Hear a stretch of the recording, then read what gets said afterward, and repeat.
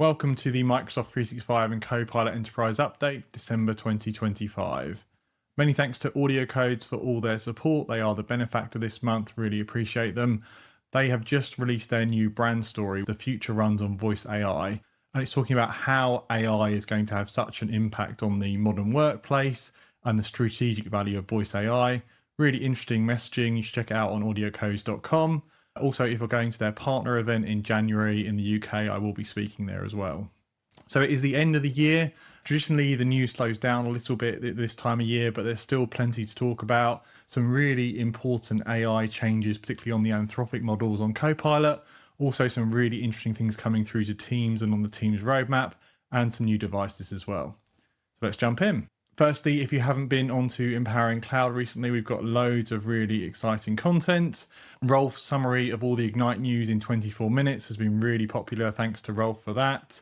Tom Morgan had a really interesting session with the ACS team on voice AI agents. That's really interesting as the latest OpenAI voice models have just gone to Microsoft AI Foundry as well. I talked to Alistair Pidd at Pure IP around contact center options from what's native in the box, Teams Call Queues, through to connect, extend and unify solutions from partners, through to Dynamics 365 Contact Center, and where he saw those fit for different types of customers. We've also had some really great podcasts recently. Tom Richards at Cisco talking about the whole Cisco journey into Microsoft Teams and Microsoft Teams Rooms. That was really enjoyable. Working from Sea with Virgin Voyages was really interesting. And if you haven't seen them yet, we got all our interviews up from Microsoft Ignite. Great conversations with various people at the show there. Really enjoyed that show and already looking forward to the next shows in 2026. Into the Microsoft 365 and Copilot news. Firstly, the biggest news is the Anthropic models are going to be enabled by default in Microsoft 365 Copilot. Previously, Microsoft brought these models in and they were still running on AWS via Anthropic, and you had to opt into Frontier and agree that you were happy for Anthropic to process your data. Microsoft has now brought the Anthropic models onto Azure. They are in Microsoft AI Foundry, but Microsoft have also brought Anthropic on as a data sub-processor. So that means as part of your Microsoft 365 agreement, you agree that certain parties will be sub-processors of data, and therefore they will process your data. Unless you opt out, Microsoft will enable Anthropic models by default, and your data will be going to Anthropic to be processed. I anticipate that Microsoft intend to bring all the Anthropic models onto Microsoft infrastructure at some point, but right now for Microsoft 365, they are going to run outside of the Microsoft infrastructure. If you're happy with that, totally fine, you don't have to do anything. If you're less happy with that, you've got until the 7th of January to toggle a switch to say you'd rather not have this happen. Microsoft have obviously vetted Anthropic and vetted how they manage the data and are happy that the data is secure. But if you do want to opt out, you've got until the 7th of January. There is a toggle switch available. More details in the message center message there for how to turn it off. This doesn't apply to GCC, GCCI or DoD, and it doesn't apply to EU and UK tenants. Those will be default off for this, and they must opt in if they want the Anthropic models. Even if you've previously opted into the Frontier plan, this is a different thing you are agreeing to. So for EU and UK tenants, you do want those models, there's some action to take. We've seen a lot of competition this year with the Frontier models, and it feels like OpenAI felt a bit of pressure this year. They have brought out ChatGPT 5, then 5.1, then 5.2 in very quick succession, and Microsoft are doing a great job of keeping up with those models being available in Microsoft 365 Copilot. So good news is we already have 5.2 in Microsoft Copilot. Microsoft have also improved the selector experience, and now it's auto, instant, or thinking. So just a bit easier to understand in terms of what you're choosing rather than choosing a model. You're choosing the behavior you want. And you can see in the screenshot here, there's also a model to explicitly choose the 5.2 models. So 5.2 quick response or 5.2 think deeper. A bit of good news that came out of Microsoft Ignite. There is a new Microsoft 365 Copilot Business SKU, a license. This is exactly the same as the Microsoft 365 Copilot license, but it only attaches to people with business or business premium licenses, and it's slightly cheaper, $21 per user per month list. Microsoft are currently doing a promotion on Copilot, so you can also get 15% off either on this or the main SKU as well. But it's nice to see Microsoft have a slightly lower cost SKU that aligns to the slightly lower cost business licenses. It just makes more sense as an uplift. If you've already got Microsoft 365 Business or Business Premium and you're using Copilot, you want to switch over to these SKUs because exactly the same experience, but you can save $9 on your list price there. A quick look at the Microsoft 365 Copilot roadmap, some really interesting things coming up at the moment. Voice chat is a really big deal for me, being able to interact with Microsoft 365 Copilot with voice. That is rolling out this month into January. Scheduling meetings and RSVPing to meetings directly in Copilot chat. So that is being in the chat experience and creating meetings and replying to meetings. Not sure I'd have a lot of use cases for doing that in chat, but obviously this is laying the foundations for doing more and more of this with voice, which I am more excited about. Copilot dashboard has been improved, more insights into Copilot chat. And one of the nice ones for Teams overlap is the custom AI summaries. So meeting recap obviously has a default way it summarizes the meeting. Soon you'll be able to set a custom prompt for how you like to have a meeting recap summary. A bit more industry AI news. The Agentic AI Foundation has been established, which is an open standards initiative under the Linux Foundation. The primary founders are OpenAI, Anthropic, and Block, but Microsoft, AWS, Bloomberg, Cloudflare, and Google are all founding members as well. This is essentially trying to bring together how people architect agents. So OpenAI is donating their agents.md, which is a markdown file that standardizes how agents should behave. Block is contributing Goose, which is an agent framework, and bringing together these protocols like MCP we got from Anthropic, AgentsMD, and Goose is starting to standardize how we architect agents, and it's really nice to see Microsoft pushing in those standards as well. A big update to be aware of in 2026 is Microsoft Planner. It is getting some major changes in early 2026. A number of features are being retired. There's a message there with more details. We're also getting some new experiences. So things like in meetings, Facilitator being able to put tasks directly into Planner. If you didn't realize earlier in the year, it was announced that Project Online is getting retired next year as well. So Microsoft are kind of consolidating this experience. More news to come. We do have a briefing coming probably in January that will give more details about what's happening in Planner. So if you're into Planner, take a look at those messages and keep an eye on this in Q1 next year. On to Teams and AI workplace news. Immersive events are now generally available, bringing Microsoft Mesh fully into Teams. Microsoft Mesh is retired, and you can use these 3D virtual experiences on the Teams app in PC or Mac, or you can go full on Meta Quest goggles 3D experience.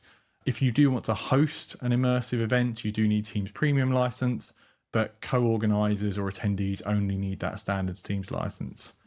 This is one of my favorite features coming next year, Express Voice Enrollment for Microsoft Teams.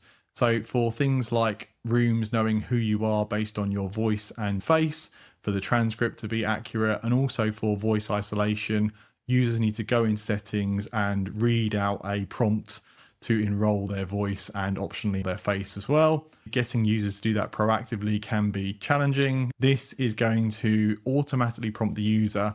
So when they're in a meeting, if they've said enough words that the system has enough of a voice sample, it will say, "Hey, would you like to enroll your voice?" And it will use the existing speech from the meeting to enroll the voice without the user having to do anything proactively.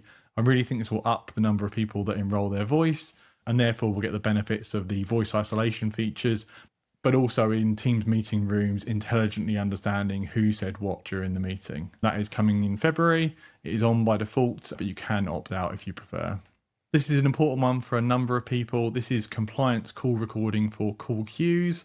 So previously this was a bit tricky. Now you can explicitly record call queues with your Teams certified compliance recording solution. Your solution has to have done the work to enable this. So talk to whoever provides your call recording to check. We did a podcast recently with Mnemonics. They were one of the early ones on this bandwagon. They can fully support this, and I'm sure others will too. But if you are in a compliance scenario or you just want recording of your call queues, you can now do that with the Teams certified recording solutions. A quick look at the Teams roadmap and what's coming up. Teams desktop client on Windows is adding a new sub-process specifically for calling. This should improve performance on the Windows desktop experience. If you have hardened Windows desktops with a third-party antivirus and lockdown, be sure to talk to your end-user compute team or your InfoSec team to make sure they're not blocking that process. NDI, which is to do with events and broadcast, is getting a bandwidth increase. Lots of work has gone into the event story this year, including ultra low latency and 1080p. Nice to see that NDI story getting an improvement too. Autocorrect in the Teams Compose box, one I definitely need. So this will automatically fix your typing if it knows what to fix. Interpreter agent in calls, we obviously have that in meeting. That is the live translation, but we'll be getting that in Teams calls, both VoIP and PSTN. And improved voice and face enrollment. We're also going to get a dashboard and data controls in the Teams Admin Center for that in February. This one's a bit more developer-y, but we have got generally available APIs to access Teams recordings, Teams transcriptions, and meeting recaps. This is really exciting because it unlocks the ability for third-party integration or workflows into those scenarios. For example, you could automatically pull the transcription, do your own summary, and push it into your CRM system. You can also pull the meeting recap summary. You can pull the mentions of yourself in the meeting recap, push these into line of business apps, do all kinds of third-party summaries. Great to see this API coverage. I'm really excited to see what people come up with. Let's have a look at devices news. We had some Android and MDEP updates. So Neat's portfolio, the Gen 2 Neat Bar, Neatboard 50, Neatboard Pro, and Neat Pad all got up to Android 13 certification. Poly also have brought the X32, X52, and X72, their video bars, and the Studio G62, which is their Android compute unit, up to Android 13. And Poly, as we heard at Ignite, have committed to MDEP in the future. And they've said publicly that they're going to go as far as Android 17 on MDEP on their current video bars. Really interesting to hear the first mention of Android 17 on MDEP. I've linked the PDF there, so more details if you want them. I've been keeping a close eye on MDEP, and there's a lot more hardware coming in 2026. Had some good pre-ISE briefings. There'll be a lot more news there, so stay tuned on that. In terms of new hardware, Jabra have a new scheduler or a Teams panel that is running Android 13, single CAT cable, multiple mounting options all in the box, and 50% recycled material. Really nice to see Jabra expanding their portfolio, and look out for more coming next year. And a new type of device as well. This was announced at Ignite, the Smart Dock. So Yealink are the first, and it's still pending certification. But essentially, this is a laptop dock with a screen, running Android, running a Teams client. So you can do desk-based check-in, you can see who's reserved the desk. So it all ties into the Places story and the ability to manually reserve a desk through Microsoft Places. Lastly, let's have a look at the events coming up. We have the Teams Fireside Chat kicking off in January with Graham and Jimmy. A bit of a look at the year ahead for Teams and also for Teams rooms and devices. Microsoft have Converged Communications Bootcamp training online. That's going to be focused around Teams rooms, Converged comms, obviously AI. And that is available to partners and also end customers. We have the regular AMA, the regular change call, and then we are ramping up for ISE. I'm really excited about ISE. There is a lot going on at ISE as far as Microsoft Teams and Teams Rooms is concerned. There'll be a wealth of news there. If you're not going to ISE, we'll have recaps in the AI-powered workplace section focusing on MDEP. Michelle will also be joining us in the February Fireside Chat, going over all the ISE news.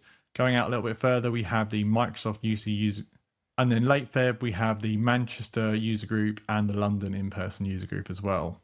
Hope to see you at some of those events, both online and in person. Do let me know if you're planning to be at ISE, and hope to see you in London or Manchester as well. That's it for this update and the end of the year. Thanks again to AudioCodes for all the support, and thanks to everybody this year who has been engaged in the community, supported the community, all the experts that have done briefings and podcasts and videos.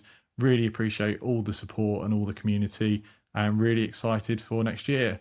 If you're having a break, hope you have happy holidays, and see you in 2026.